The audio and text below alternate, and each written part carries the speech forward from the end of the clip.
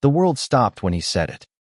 Those two words, "You're mine," hung in the crisp autumn air, raw and unapologetic, like a melody I'd never dared to hear. I'd spent 26 years believing no one could see past the steel frame of my wheelchair. But there he was, Ethan Caldwell, shattering my defenses with a single, searing look. "My name is Julian Harper, and I've lived my life in New York City, where the streets hum with ambition and the skyline promises dreams that feel just out of reach. I was born with spinal muscular atrophy, a condition that locked my body into a chair but never caged my mind. Growing up, I learned to navigate the world's pitying glances, the whispered assumptions that I was less capable, less desirable, less human. I built walls, sharp and high, to keep those judgments out. But Ethan, he didn't just climb those walls. He tore them down with a smile that felt like sunlight after a decade of rain. It was September, and Washington Square Park was alive with the chaos of early Fall Street musicians strumming guitars.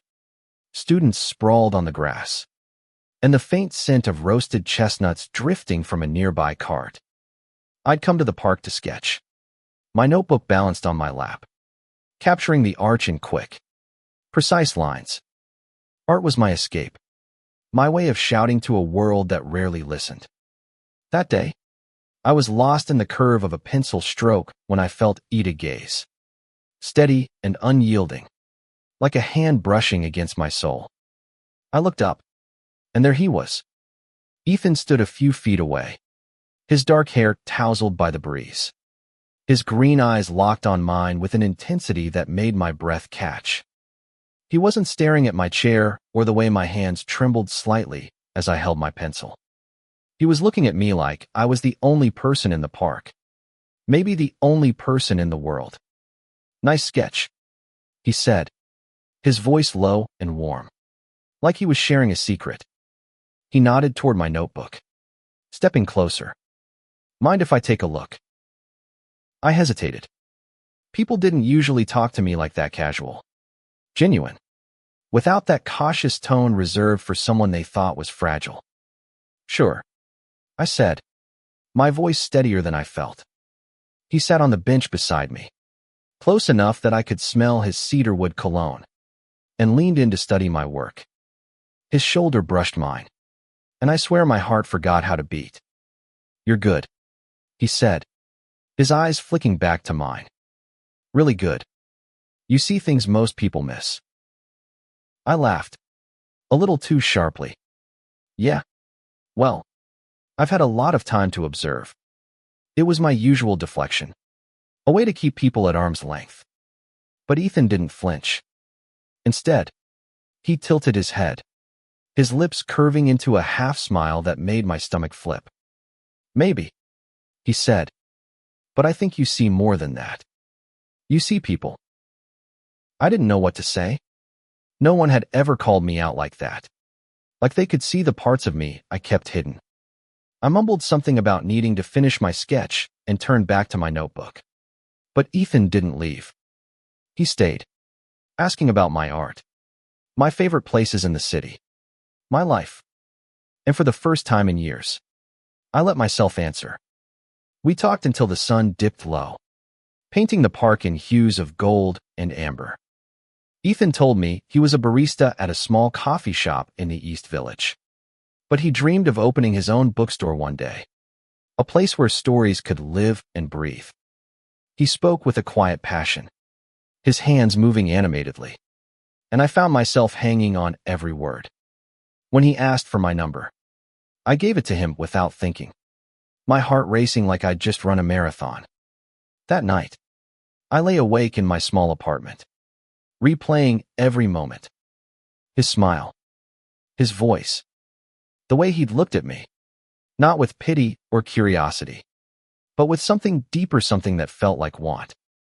I didn't dare name it. I'd learned long ago that hope could be a dangerous thing. The next morning, my phone buzzed with a text. "Morning. Artist. Coffee at my shop today. I'll make a mean latte." I stared at the screen, my thumb hovering over the keyboard. A part of me wanted to say no, to retreat back behind my walls where it was safe. But another part, the part that had felt alive for the first time in years, typed back, "You're on." The coffee shop was a cozy nook tucked between a laundromat and a vintage record store, with mismatched furniture and walls lined with books. Ethan greeted me at the door, his apron dusted with flour, his grin as bright as the morning sun. "You made it," he said, like my presence was the best thing that had happened to him all day. He insisted on making me his specialty latte, which turned out to be a perfect balance of espresso and caramel, topped with a heart-shaped foam design that made me blush. We sat at a corner table, the hum of the shop fading into the background as we talked. He asked about my childhood in Brooklyn, about the first time I picked up a pencil, about the dreams I'd buried under years of self-doubt. I told him things I hadn't told anyone, not my sister, not my best friend, not even myself. "You're not what I expected," he said at one point, his eyes searching mine. "What did you expect?" I asked, bracing for the usual someone weak, someone broken, someone who hides. He said simply, "But you don't. You're fearless." I laughed, but it was hollow. Fearless. I was terrified of him, of this, of the way my heart was already reaching for something I wasn't sure I could have. But Ethan didn't push. He just sipped his coffee, his gaze steady, like he was waiting for me to catch up. Over the next few weeks, we fell into a rhythm. Coffee dates turned into walks through the city, his hand brushing mine as we navigated crowded sidewalks. He never flinched at the stares we got, some curious, some judgmental. He'd just squeeze my hand and keep talking, his voice a steady anchor in the storm of the world's opinions. For the first time, I started to believe I could be more than my chair, more than the limitations I'd let define me. But doubt is a stubborn thing. Late at night, when the city was quiet and my thoughts were loud, I'd wonder, why me? Ethan was vibrant, charming, the kind of guy who could have anyone. What did he see in someone like me? Someone who couldn't run through Central Park or dance at a club. The questions gnawed at me, and I started pulling back, canceling plans, making excuses. I told myself it was for his sake, that he deserved someone who could keep up with his boundless energy. One evening, he showed up at my apartment unannounced, his jaw tight, his eyes blazing. "What's going on, Julian?" he demanded, standing in my doorway. "You're shutting me out, and I don't know why." I looked away, my hands gripping the armrests of my chair. "You don't get it, Ethan. You think this is easy for me, letting you in, letting myself believe you could actually what?" He cut in, stepping closer. "Love you. Because I do. Julian, I've been falling for you since the moment I saw you in that park, sketching like the world didn't exist. And I'm not going anywhere unless you tell me to." My throat tightened, and I couldn't speak. He knelt in front of me, his hands resting lightly on mine. "You're mine," he said, his voice soft but fierce. "Not your chair, not your doubts, you. And I'm not letting you push me away." In that moment, something inside me broke open. I reached for him, my fingers trembling as they brushed his cheek, and he leaned into my touch like it was the most natural thing in the world. When he kissed me, it was like the city itself held its breath, soft, urgent, and full of promises I was finally ready to believe. That kiss changed everything. It wasn't just a moment. It was a door swinging open, letting light into places I'd kept dark for years. Ethan and I became inseparable, our lives weaving together like threads in one of my sketches, imperfect, but beautiful in their chaos. We spent our days exploring the city, from the hidden bookstores of Greenwich Village to the bustling piers of the Hudson River. Ethan had a way of making every moment feel like an adventure.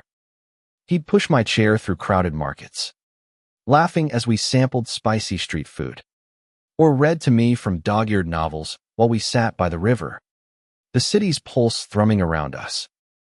I started sketching him his sharp jawline, the way his eyes crinkled when he laughed, the quiet strength in his hands. Each drawing felt like a confession, a way of saying what I was still too scared to put into words. But love, even the kind that feels like a miracle, isn't without its shadows. My family, especially my older sister, Lena, was skeptical. She'd always been my protector, the one who fought for me when the world was unkind. When I told her about Ethan, her face tightened, her voice sharp with worry. "Julian, are you sure about this? He seems nice, but what if he's not ready for what your life means?" Her words stung, not because they were cruel, but because they echoed my own fears. I'd spent so long convincing myself I was enough that I hadn't considered whether Ethan could handle the reality of loving someone like me. The doctor's appointments, the physical limitations, the endless logistics of a world not built for wheels. Could he really sign up for that? I tried to brush it off, but the doubt lingered. One night, as we sat in his tiny apartment, surrounded by stacks of books and the warm glow of fairy lights, I asked him, "Ethan, why me? You could have anyone. Why choose this one? It's not easy." He set down the book he was reading, his expression soft but serious. "Julian, I don't want easy. I want you. Your heart, your mind, the way you see the world. Your chair. It's just part of the package. And I'm all in." His words were a lifeline, but they didn't erase the tension building inside me. The world outside our bubble wasn't as kind. One afternoon, we were at a crowded cafe when a stranger, a middle-aged man with a sneer, made a comment loud enough for us to hear. "Must be nice. Playing hero for the cripple." Ethan's hand tightened around mine, his jaw clenching, but I shook my head, silently begging him to let it go.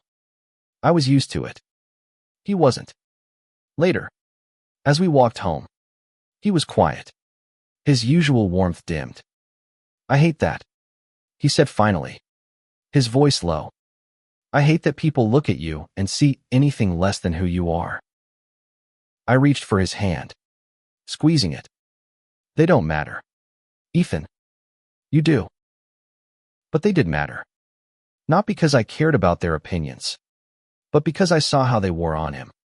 Ethan was fierce, protective, but he wasn't invincible. I started noticing the way he tensed when people stared, the way his smile faltered when someone asked if he was my caretaker. I wondered if love could be enough to shield us from a world that didn't always understand. Then came the night that tested everything. We'd been together for 3 months when Ethan got a call from his estranged father, a man he hadn't spoken to in years. His dad was sick, he said, and wanted to see him. Ethan was torn. Part of him wanted to ignore it, but another part, the part that still loved the man who'd raised him, couldn't let go. He asked me to come with him to Philadelphia, to meet his family. I hesitated. Meeting family was a big step, and I wasn't sure I was ready for their scrutiny. But Ethan's eyes were pleading, and I couldn't say no. So we took the train, my chair tucked into the accessible car, his hand resting on my knee the whole way.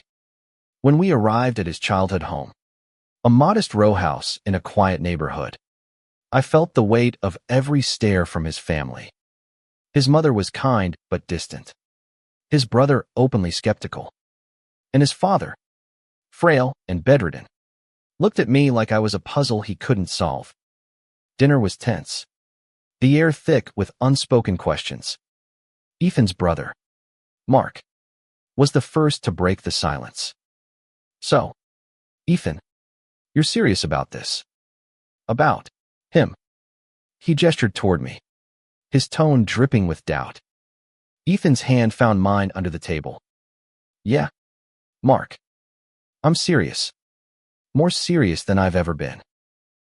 Mark scoffed, leaning back in his chair.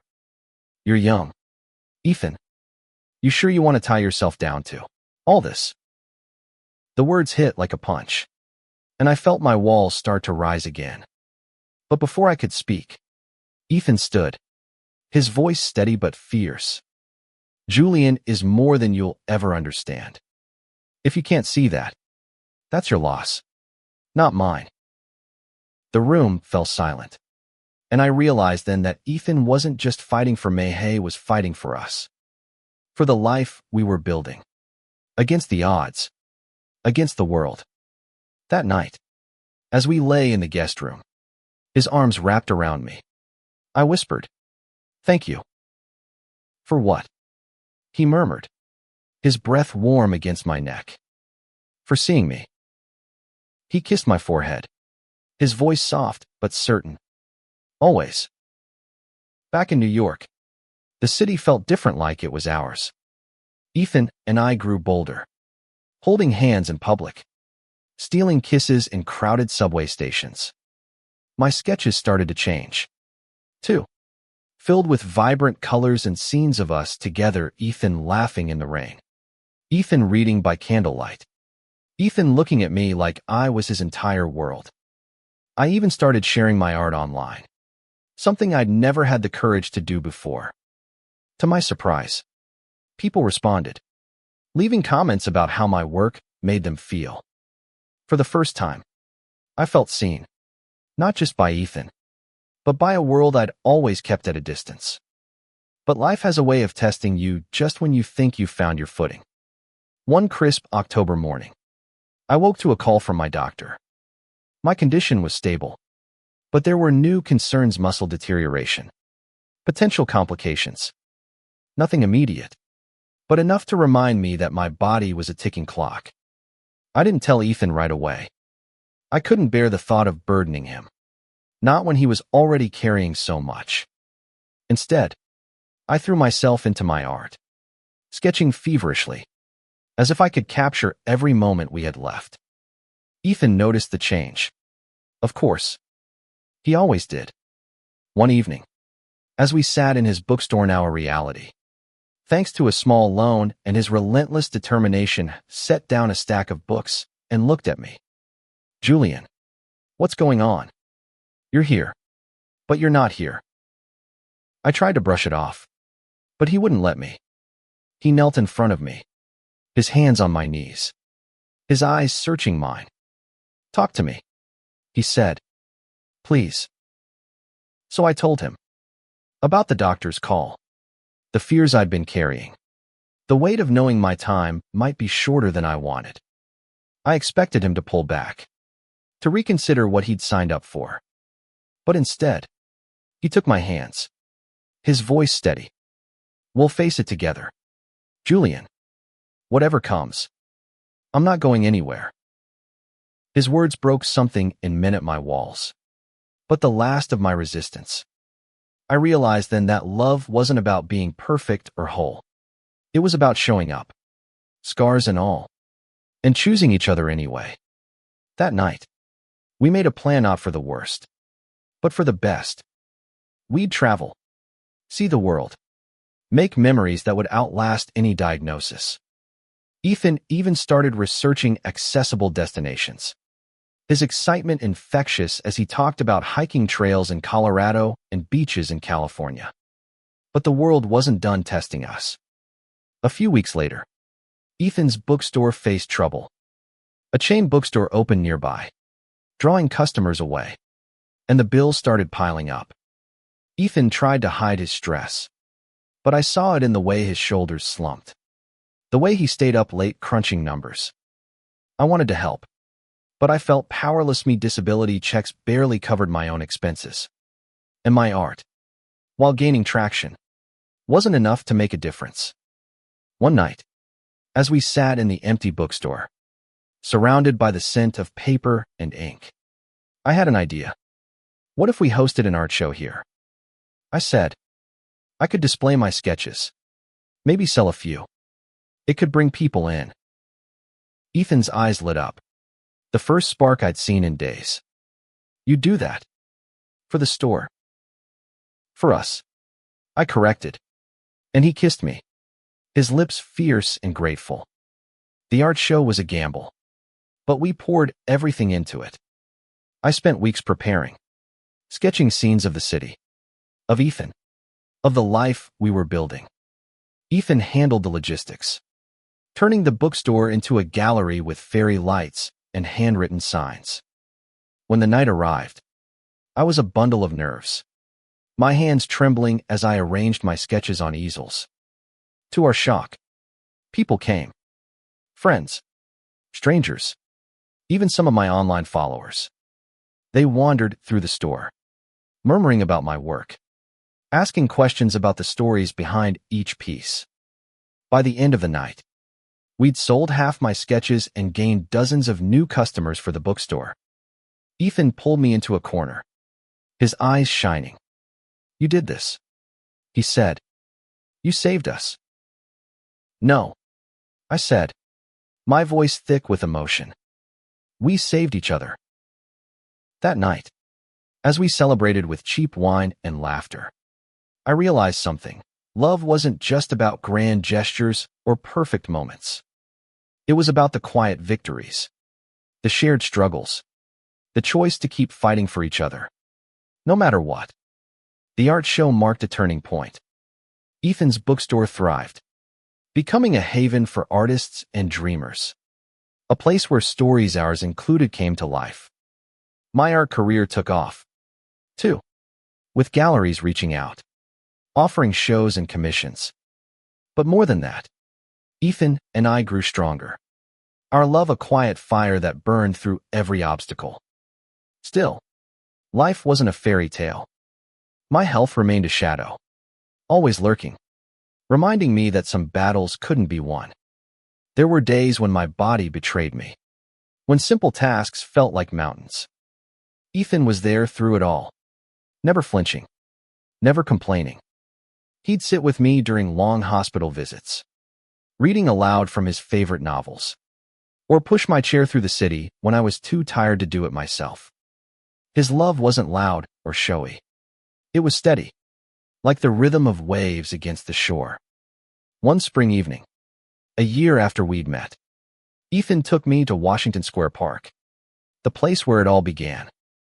The air was soft with the scent of blooming flowers, and the park was quiet, the usual chaos softened by twilight. He stopped my chair near the arch, his hands fidgeting with something in his pocket. "Julian," he said, his voice low and serious.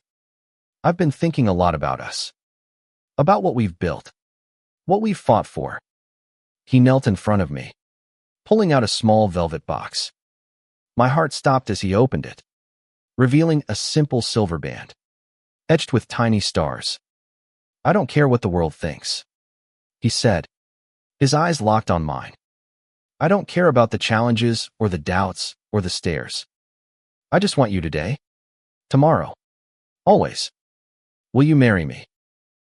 Tears blurred my vision, and for a moment, I couldn't speak.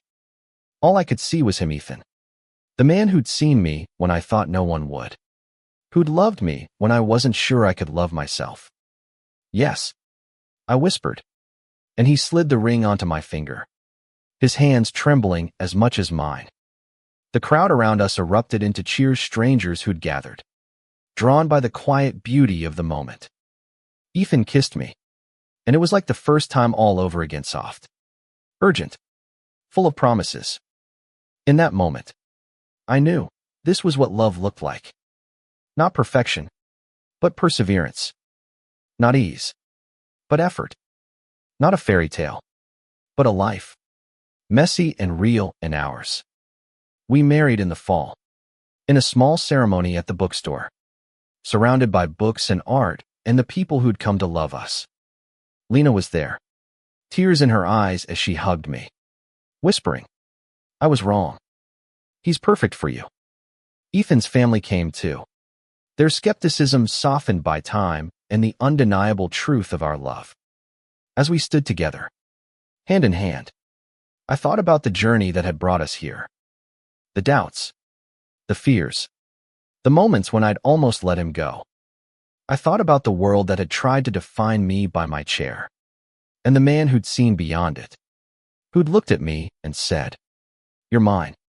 And I realized that the greatest act of courage wasn't just loving someone else's seed, was letting yourself be loved.